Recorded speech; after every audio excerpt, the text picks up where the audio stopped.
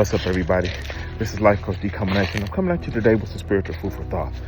So I wanted to share this with the viewers because I think this is a very important subject. So I was talking to a really good friend of mine recently in the last 4 or 5 months because I was going through this purging process of looking at relationships that I was a part of and saying to myself, if I am the one who's constantly calling, if I'm the one that's constantly keeping in contact, if I'm the person who keeps this relationship going, is it really reciprocated?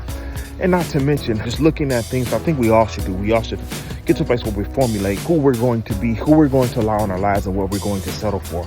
All of that being said, a part of that conversation was talking about forgiveness and like when people do you wrong, what do you do as a result of that?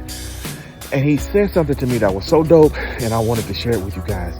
A lot of times forgiveness and forgetting comes together, which that's not what he said, but I'm giving that to you. But he talked about when restoration has to be done. Restoration cannot be fully done until there is somebody admitting that they've done something wrong. So even if you look at people who ask for forgiveness or people who are forgiving people quickly without the other people asking for that forgiveness, they're not repentant. And so in a lot of situations, we forgive quickly, but the people around you have not asked for forgiveness. And so if there's no forgiveness, then there can really be no reconciliation. And so reconciliation is a huge part of all of the things that we must do in order to move forward. So if I can tie a knot with what I was saying before, as I'm going through this, I was actually feeling bad about cutting people off and letting people go.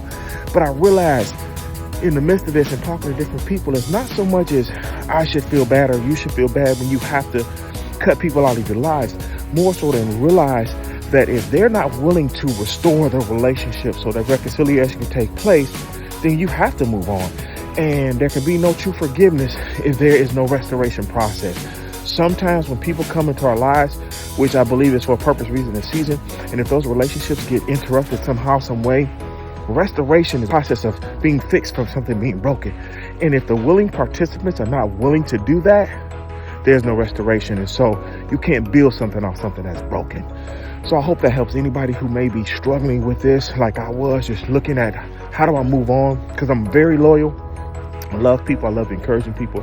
It's part of my job as a life coach and really my destiny, should I say, not necessarily a job because I love doing it. But at the same time, the Bible says to be wise as serpent, yet harmless as doves. And it also said to guard your heart with all diligence, for out of it flows life's issues. And when we do those two things, we'll find ourselves having to purge people and move on because some people are literally assigned to you as time bandits. With all that being said, I hope that's an encouragement to you. I hope you can catch some nuggets out of this, is because this is something I've experienced, something I've lived through.